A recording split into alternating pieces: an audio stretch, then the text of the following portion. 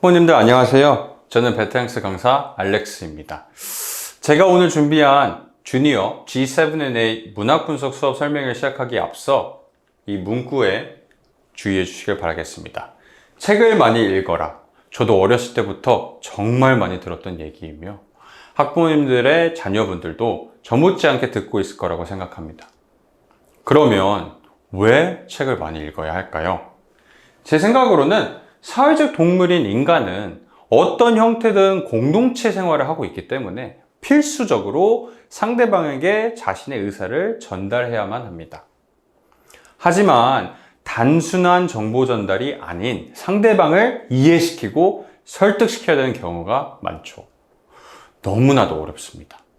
자신 머릿속에 가득 차 있는 생각과 정보가 정리가 안 되고 연결이 안 되기 때문에 상대방한테 이해를 시킬 수 있는 말로 표현하기가 어려운 것이죠. 많이 겪어보셨을 겁니다. 자녀분들이 설명을 하다가 중간에 멈추고 그러니까 그런 게 있어 로 끝내는 그런 상황들이요. 안타깝습니다. 도대체 왜 머릿속에 있는 얘기를 입 밖으로 꺼내지 못할까? 그렇다면 정리와 연결에 있어 가장 기초적인 것은 읽기와 쓰기인 것 같습니다. 하지만 단순히 책을 많이 읽는다고 정리와 연결을 잘할 수는 없습니다. 아이들의 정리, 연결 능력을 향상시켜주기 위해서 꾸준한 연습이 필요하며 그 연습에 가장 적합한 책은 문학책입니다. 그 연습은 단순히 글을 많이 읽는 것이 아니라 다양한 관점으로 분석, 해석해서 정리하고 연결하여 새로운 지식을 만들어내는 연습이 되겠죠. 물론 처음에 혼자 하기는 정말 어렵습니다. 하지만 이러한 꾸준한 연습을 통해서 길러진 능력이 논리적인 사고 능력을 가능케 하며 상대방에게 좀 더 쉽고 명확하게 전달할 수 있게 됩니다. 그렇다면 오늘 제가 준비한 설명에는 4가지의 섹터로 나눠봤는데 첫 번째 섹터, 가까운 미래에 대해서 얘기해 보려고 합니다.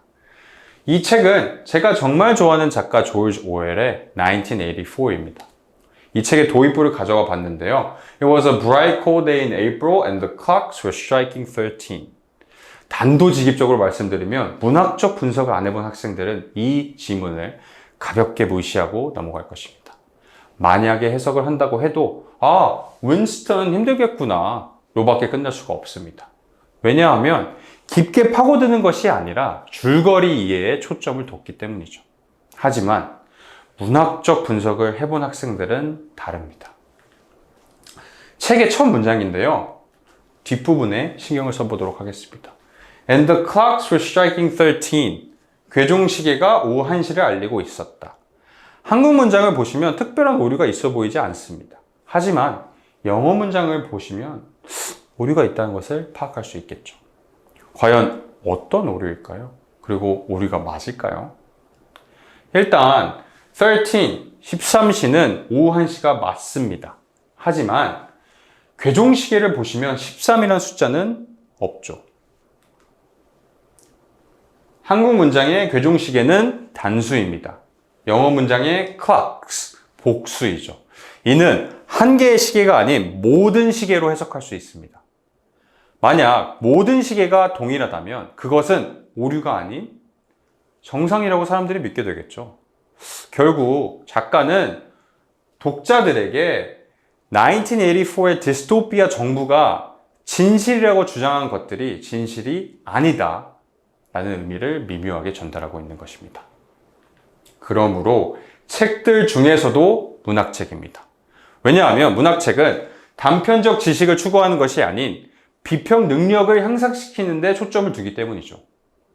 좀 더 쉽게 말해서 주어진 정보를 단순히 수동적으로 받아들이는 것이 아니라 그 많은 정보 가운데서 도대체 어떤 것이 필요하며 그것을 해석하고 평가해서 가려낸 후에 다양한 관점으로 분석하고 변용해서 새로운 지식을 창출해내는 그 능력을 요구하기 때문입니다. 문학적 분석은 이렇게 문단에 숨겨진 의미를 찾아내는 연습을 꾸준히 하게 되는 수업입니다. 그러면 이렇게 중요한 문학 공부를 우리 아이들이 도대체 어떻게 공부하고 있을까요? 혹시 책을 읽고 단순히 서머리를 쓰는 걸로 끝나지는 않습니까? 저희가 지금 우리 아이들을 위해서 문학 공부를 시켜야 되는 첫 번째 이유는요. 학교 문학 수업은 의외로 체계가 없습니다. 장문의 체계에 신경 쓰지 않습니다. 피드백이 빈약하고 체계적이지 못하죠. 학교에서 에세이 라이팅이 진행은 되지만 서머리에 초점을 두며 점수의 매개체로서 사용이 됩니다. 더 나아가 정말 중요한 피드백이 빈약하죠. 다수 학생의 에세이를 한 선생님이 커버하기 때문에 피드백이 자세할 수가 없습니다. 예를 들어 문법, 에세이 구성 및 플로우, 올바른 논리, 스페시픽 디테일의 적절한 활용법 등 이렇게 수많은 피드백이 필요한데 이루어지지 못하고 있죠. 만약에 이루어진다고 하더라도 아까 말씀을 드렸다시피 점수의 매개체로 사용되는 이 에세이는 학기 말에 파이널 에세이로서 제출이 됩니다. 그렇다면 그 파이널 에세이는 학생들이 제출한 후에 피드백이 진행이 될 수가 없죠. 에세이 라이팅이란 그 과정 속에서 학생들이 본인의 위크네스를 찾고 장문의 발전에 초점을 둬야 되는데 학교는 결과에 집중하고 있는 것이죠. 그러니까 학생들이 학교에서 하는 게 없어요. 에세이 제출하고 끝이에요. 영어 점수는 잘 나오는데요. 라고 말을 합니다.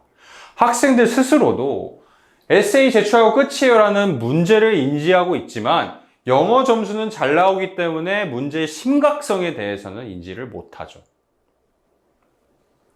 두 번째 이유는 늦게 시작할수록 노력과 결과가 비례하지 않습니다. 절대로 짧은 시간에 학습할 수 있는 것이 아닙니다. 반복적인 트레이닝을 통해서 본인의 것을 서서히 만들어야 하는데 그러면 이런 긴 여정 안에서 학생들의 스터링 아이는 앞당길 것인가요? 아니면 뒤처지게 냅두실 건가요? 마지막으로 모국어가 아니면 스트레스는 몇 배로 오릅니다. 모국어, 즉 국어로 작성된 문학책도 정말 어렵습니다. 그러면 영어로 작성된 문학책은 얼마나 어렵겠습니까? 비교적 시간 여유가 있을 때 시작하지 않는다면 몇 배 이상의 시간과 노력이 필요할 것이며 학생들이 결코 문학에 흥미를 느낄 수가 없습니다. 그렇다면 지금 벌어지고 있는 격차를 줄이기 위해서는 어머님들이 바로 원하시는 중급 고급 단계 문학 요소 파악 분석, 창의적인 장문에 힘쓸 때가 아닙니다. 현재로서는 학생들이 기본 단계가 되는 단어 해석, 그러니까 어휘력을 향상시켜 파운데이션을 잡아주고 그 후에 상황 및 개념 이해에 힘을 써야 됩니다. 만약에 이 두 단계가 지켜지지 않는다면, 잡히지 않는다면 문학적 분석이 아닌 독해 능력이 요구하는 그 어떠한 태스크에서도 성장을 할 수가 없습니다. 그러므로 지금 문학적 분석 수업을 통해 다독, 해석, 주요 단어 활용법을 습득하고 학습해서 그 후에 이제 분석 및 토론까지 이어지고 장문까지 이어진다면 그때야 학생들이 정말 필요한 능력이 학교 수업에서는 이루어질 수 없지만 이 수업을 통해서 얻을 수 있게 되는 거죠. 본인의 것으로 만들 수 있는 것입니다.